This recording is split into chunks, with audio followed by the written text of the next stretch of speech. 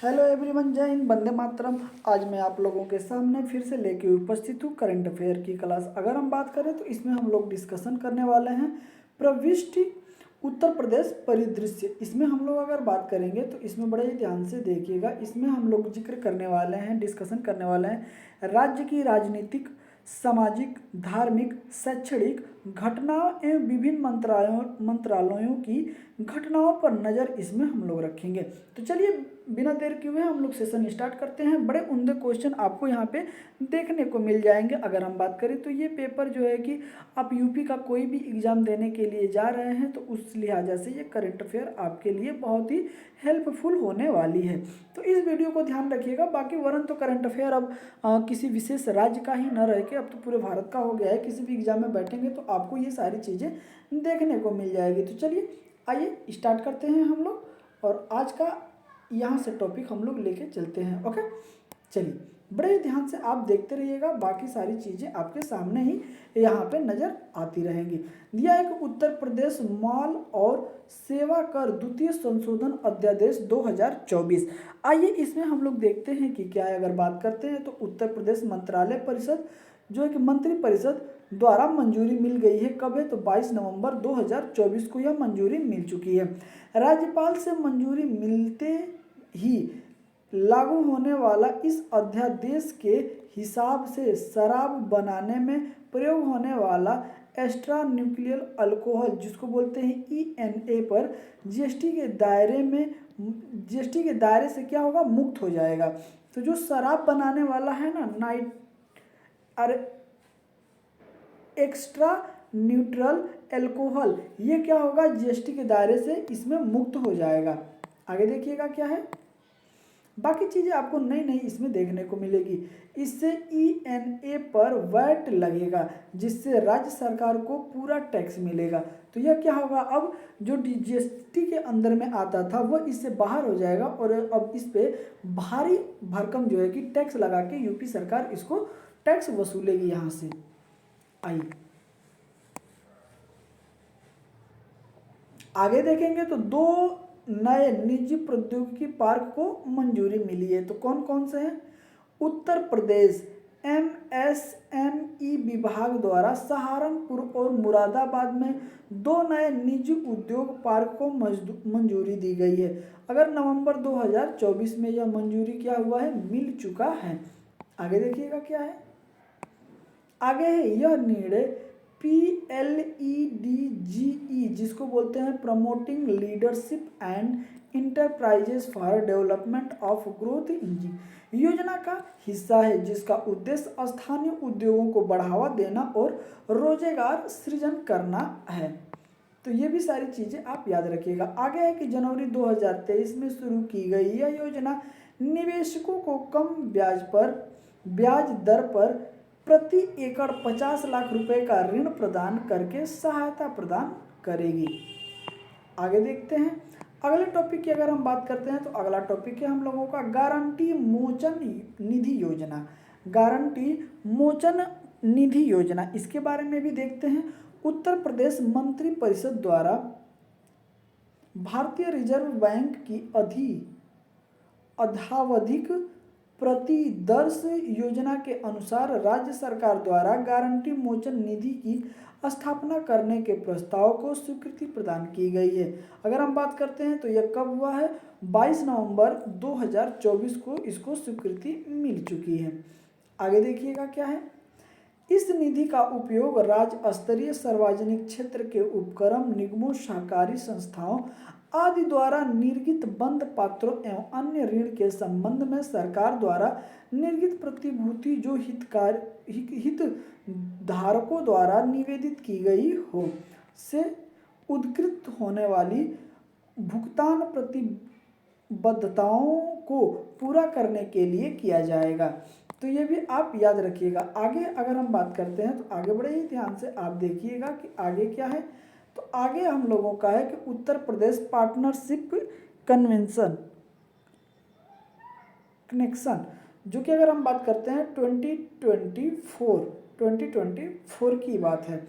अब देखिएगा आगे, वर्ल्ड बैंक तथा गेट्स फाउंडेशन द्वारा लखनऊ में आयोजित तो यह कब हुआ था? नवंबर 2024 में यह आयोजित की गई थी। आगे देखिएगा, चलिए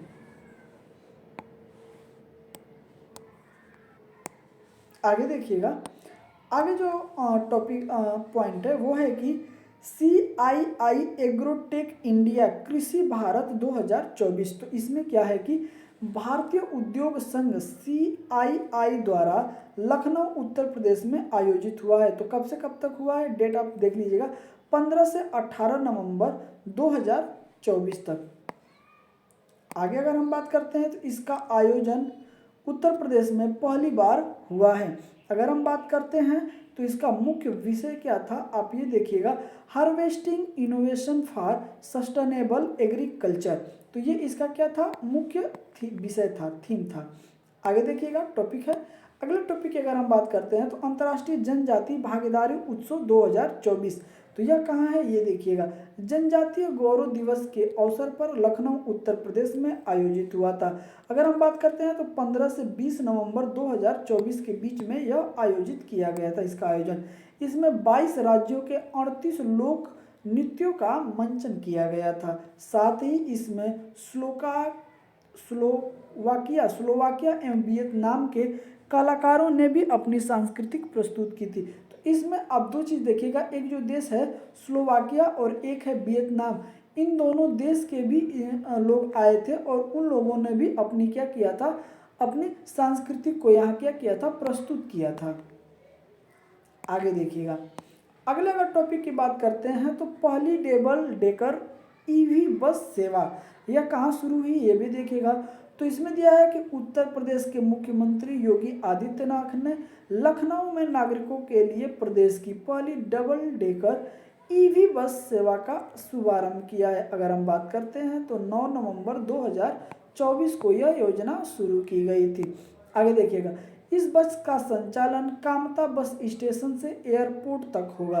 कहाँ तक होगा, कामता जो बस स्टेशन है लखनऊ में, और वहाँ से सिर्फ एयरपोर्ट के बीच ही यह सुविधा प्रदान की जाएगी। इस अवसर पर मुख्यमंत्री ने इस बस में महिला यात्रियों को टिकट में 50% छूट देने की घोषणा की है।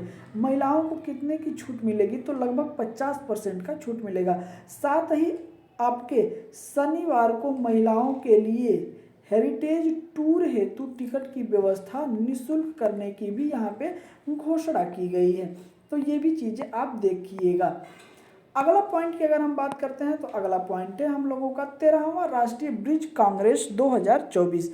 देखिएगा, अंतर्राष्ट्रीय चावल अनुसंधान संस्थान के दक्षिण एशिया क्षेत्रीय केंद्र तथा राष्ट्रीय बीज अनुसंधान एवं प्रशिक्षण केंद्र के सहयोग से वाराणसी उत्तर प्रदेश में आयोजित हुआ था। 28 से 30 नवंबर 2024 के बीच यह आयोजित हुआ था। अब देखते हैं मुख्य विषय, बीज क्षेत्र में क्षेत्रीय सहयोग, भागीदारी और ज्ञान को बढ़ावा देना। आगे देखते हैं, आगे बढ़े ही ध्यान से देखिएगा। अगले टॉपिक की अगर हम बात करते हैं तो कुंभ शाह AI चैटबॉट। तो ये क्या है, तो प्रयागराज महाकुंभ 2024 हेतु पहली बार आर्टिफिशियल इंटेलिजेंस आधारित यह चैट बॉक्स श्रद्धालुओं के लिए विकसित किया जा रहा है। वर्ष अगर हम बात करते हैं तो नवंबर 2024 में यह हुआ था। आगे क्या है, तो इसमें श्रद्धालु 10 से अधिक भाषाओं में लिख और बोलकर सूचनाएं प्राप्त कर सकेंगे। इसका उपयोग कैसे वो लोग करेंगे, तो इसमें जो भी भाषा में बोलेंगे उस भाषा में आपको जानकारी प्राप्त हो जाएगी। आगे देखिएगा, अगले टॉपिक है कि उत्तर प्रदेश का पहला निजी टेक्सटाइल पार्क। आइए देखते हैं क्या है। अगला है कि उत्तर प्रदेश सरकार द्वारा शामली में बनाए जाने की घोषणा की है, तो और वो डेट है नवंबर 2024 में। लगभग 726.61 करोड़ रुपए की लागत से यह पार्क शामली जिले के कैराना तहसील में गांव झीझान में बनाया जाएगा। कैराना तहसील है और झीझान में यह बनाया जाएगा, जो कि आपको देखने को मिल जाएगा। आइए आगे बात करते हैं। इसे उत्तर प्रदेश वस्त्र एवं गारमेंट नीति 2022 के तहत विकसित किया जाएगा। अगले टॉपिक की अगर हम बात करते हैं तो अगला टॉपिक है हम लोगों का 8वां दीपोत्सव, ओके, जो 2024 में हुआ था। पर्यटन की अगर बात करते हैं तो पर्यटन विभाग उत्तर प्रदेश द्वारा राम की पौड़ी अयोध्या में आयोजित 30 अक्टूबर 2024 को इसमें एक साथ 1121 लोगों द्वारा सरयू की आरती एवं जो कि 25.12 लाख से अधिक दीप प्रज्वलन की कीर्तिमान गिनीज वर्ल्ड रिकॉर्ड दर्ज हुआ है। तो ये भी आप देखते हुए चलिएगा। आगे देखिएगा क्या है, गिनीज वर्ल्ड रिकॉर्डर्स की ओर से मुख्यमंत्री योगी आदित्यनाथ को यह पत्र सौंपा गया है। आगे देखिएगा क्या है, उत्तर प्रदेश के पहले पीपीपी मोड पर बने मेडिकल कॉलेज एवं हॉस्पिटल का उद्घाटन। उत्तर प्रदेश के मुख्यमंत्री योगी आदित्यनाथ द्वारा महाराजगंज जिले में राज्य के पहले पीपीपी मोड पर स्थापित केएमसी मेडिकल कॉलेज एवं हॉस्पिटल का उद्घाटन किया गया है। अगर हम डेट की बात करते हैं तो 25 अक्टूबर 2024 को इसका उद्घाटन किया गया था। आगे अगर हम बात करते हैं तो टॉपिक है हम लोगों का कि Uttar Pradesh clean air management project.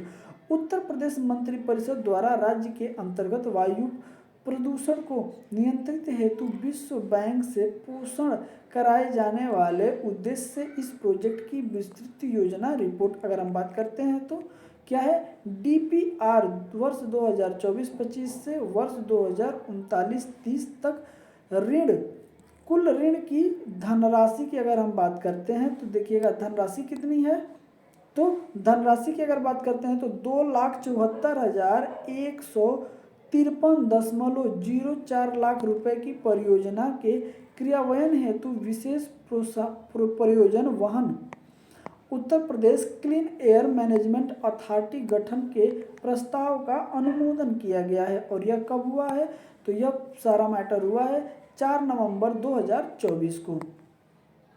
आगे देखते हैं, अंतर्राष्ट्रीय योग एवं आरोग्य केंद्र उत्तर प्रदेश मंत्रिपरिषद ने बागपत जिले में इस केंद्र की स्थापना हेतु तहसील व फरगना बागपत के ग्राम हरिया खेड़ा की ग्राम सभा की 1.0690 हेक्टेयर भूमि पर्यटन विभाग को निःशुल्क उपलब्ध कराए जाने के प्रस्ताव को स्वीकृति प्रदान कर दी है। 4 नवंबर 2024 को यह घटना है। आगे देखिएगा क्या है,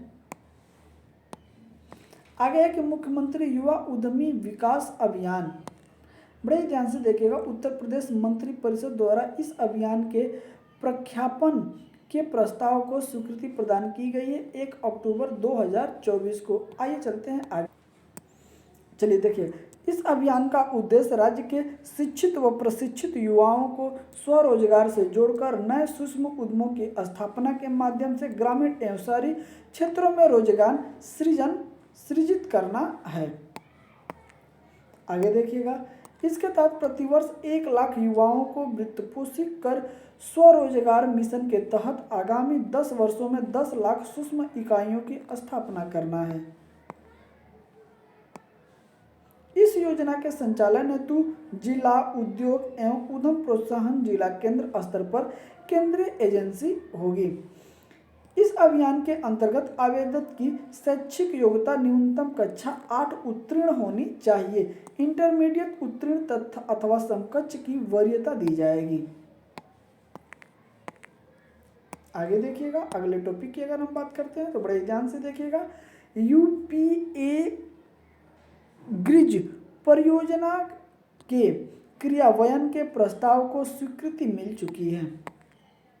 देखिएगा क्या है, उत्तर प्रदेश मंत्रिपरिषद द्वारा विश्व बैंक द्वारा सहायता प्राप्त Uttar Pradesh agriculture growth and rural enterprises ecosystem strengthening जो कि जिसको बोलते हैं यूपीए ग्रिज परियोजना के प्रस्ताव को स्वीकृति प्रदान की गई है, जो कि 1 अक्टूबर 2024 को इसको स्वीकृति प्रदान की गई थी। आगे देखिएगा, उत्तर प्रदेश बायोप्लास्टिक उद्योग नीति 2024। इसमें अगर हम बात करते हैं तो उत्तर प्रदेश मंत्रिपरिषद द्वारा इस नीति के प्रख्यान के प्रस्ताव को मंजूरी दी गई है। अगर हम बात करते हैं तो 1 अक्टूबर 2024 को जो है कि मंजूरी मिली है। यह नीति पारंपरिक प्लास्टिक के विकल्प के रूप में बायोप्लास्टिक, बायोडिग्रेडेबल और कंपोजिटेबल का प्रयोग कर प्लास्टिक प्रदूषण की कमी लाने, प्रदेश को निम्न कार्बन अर्थव्यवस्था की ओर स्थानांतरित करने, अपशिष्ट प्रबंधन को कम करने तथा राज्य में बायोप्लास्टिक उद्योग की स्थापना एवं उसे गति प्रदान करने के उद्देश्य से प्रख्यापित की गई है। ओके, आइए आगे चलते हैं। आगे देखिएगा, अगला टॉपिक है हम लोगों का। इसमें आपको टॉपिक वाइज देखने को मिलेगा जो कि आपके लिए एग्जाम के दृष्टि से काफ़ी हेल्पफुल होने वाली है। सूचना प्रौद्योगिकी एवं सूचना प्रौद्योगिकी जनित सेवा को उद्योग का दर्जा दिया गया है।